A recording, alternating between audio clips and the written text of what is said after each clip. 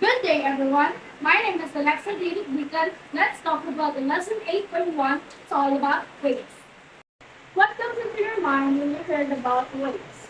When we think about the word wave, we usually picture someone moving their hand back and forth to say hello. Or maybe we think of the curling fall of water and moving from the ocean to crash on the beach.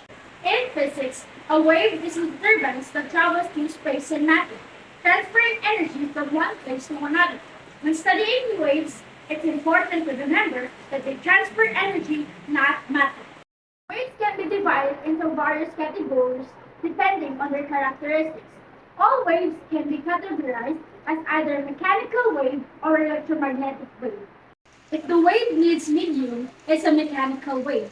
This means that they have to have some sort of matter to travel through.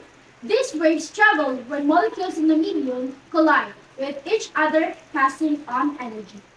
If they can travel through space without a medium, it's an electromagnetic wave.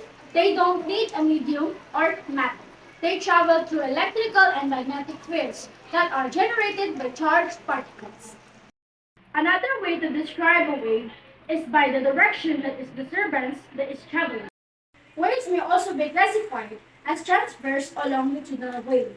A transverse wave is one in which the particles of the medium vibrate perpendicularly to the direction of wave propagation. Second is the longitudinal wave. A longitudinal wave is like the sound waves, is one in which the particles of the medium vibrate parallel to the direction of wave propagation.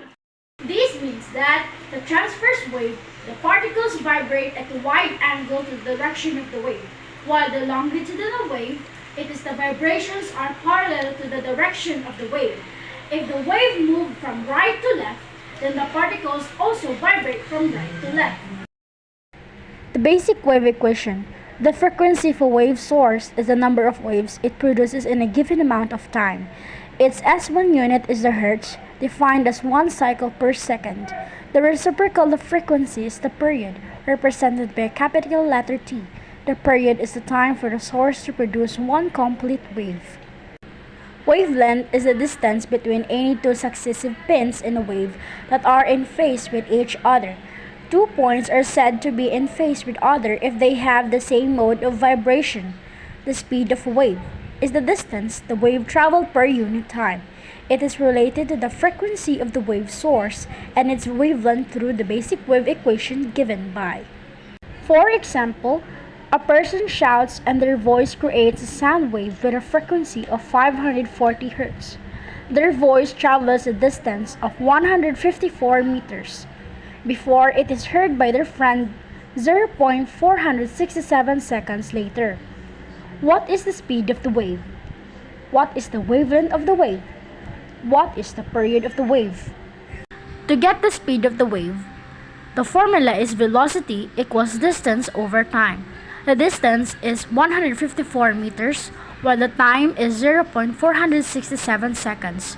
So we should divide it in result 330 meters per second.